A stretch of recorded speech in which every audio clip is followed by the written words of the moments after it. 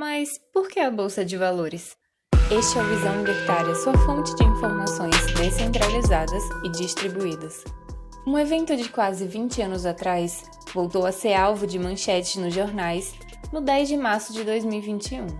Trata-se de uma tentativa de atentado terrorista no centro de São Paulo, que seria dirigido contra a Bolsa de Valores e que foi impedido antes que 30 quilos de dinamite do PCC explodissem, levando caos e morte aos paulistas.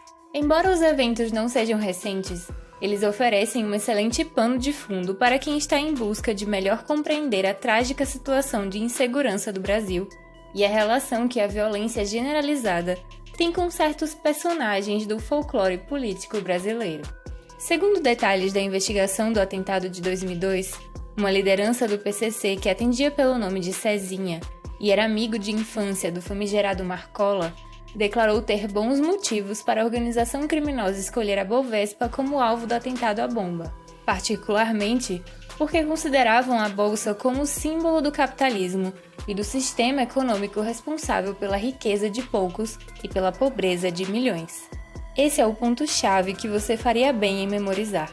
Os integrantes de organizações criminosas como o PCC têm motivações declaradamente anticapitalistas. E, na realidade, esse é o pano de fundo que invariavelmente encontra-se por trás das mais variadas organizações criminosas na América Latina, como iremos demonstrar ao longo desse vídeo. A história das organizações criminosas no Brasil nos leva até os primeiros anos da ditadura militar, em que um grupo de bandidos comuns chefiados por André Torres acaba parando na mesma prisão destinada aos guerrilheiros integrantes das organizações comuno-terroristas. O tempo que esses dois grupos passaram na cadeia foi o suficiente para que os líderes comunistas como Fernando Gabeira doutrinassem os bandidos comuns na lógica corrompida de Karl Marx e nas estratégias de guerrilha.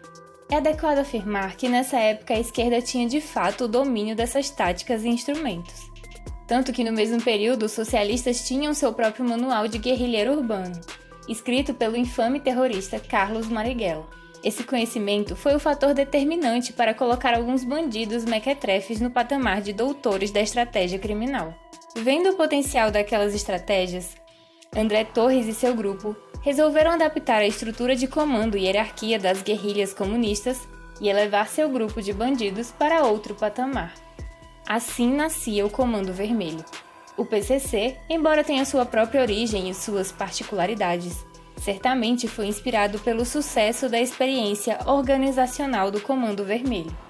E o PCC não foi o único caso, já que algumas estimativas falam em centenas de organizações similares espalhadas pelo país. Pensando em termos de efeito borboleta, é difícil mensurar qual foi o impacto que o Comando Vermelho exerceu na cultura criminal, servindo como vitrine de um modelo que certamente atiçou a ambição de muitas quadrilhas por aí.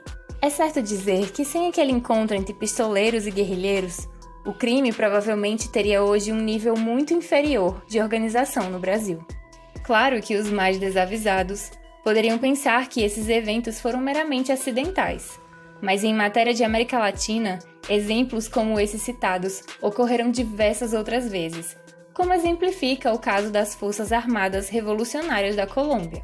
As Farc, como geralmente são conhecidas, são um dos exemplos mais notáveis desse casamento de socialismo com organizações criminosas. A organização já chegou a pertencer ao Foro de São Paulo e, segundo uma reportagem de 2005 da revista Veja, também teria doado 5 milhões de dólares para a campanha petista nas eleições de 2002. Embora não confesse a doação de dinheiro, as Farc não se mostraram nada constrangidas em felicitar a conquista presidencial petista naquele ano. E para os que ainda não perceberam o padrão, o ditador venezuelano Nicolás Maduro também enfrenta acusações internacionais de narcoterrorismo, além de ter ligações com outros grupos terroristas islâmicos, com os quais ele costuma travar negociações escusas.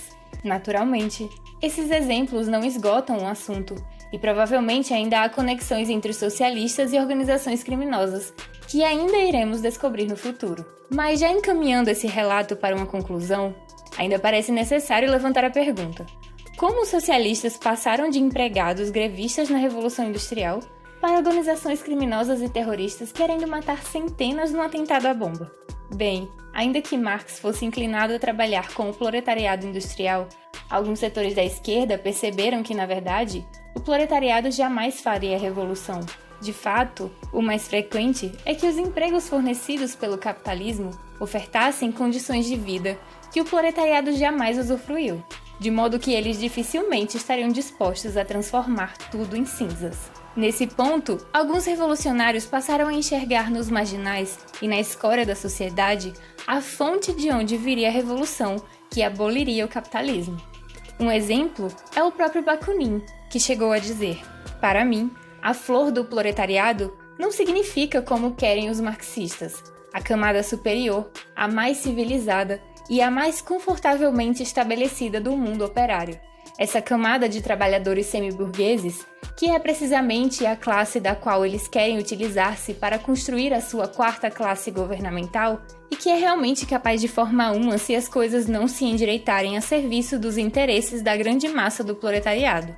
Pois, com seu relativo conforto e sua posição semi-burguesa, essa camada superior dos trabalhadores tem sido muito penetrada por todos os preconceitos políticos e sociais e por todas as estreitas aspirações e ambições da burguesia.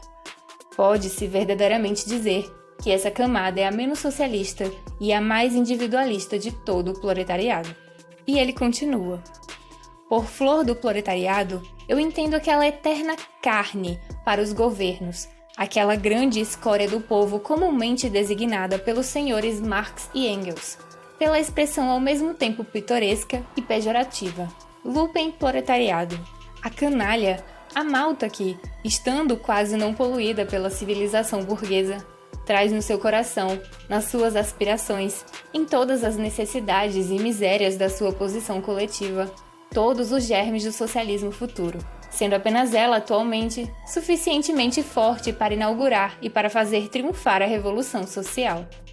Assim, considerando a história de envolvimento dos revolucionários com a criminalidade, bem como as próprias reflexões dos revolucionários do calibre de Bakunin, torna-se óbvia a motivação socialista de sempre agir em interesses dos criminosos da pior estirpe, buscando aprovar leis que protejam os infratores e incutindo nas escolas e na mídia o discurso do coitadismo tão em voga nos dias de hoje.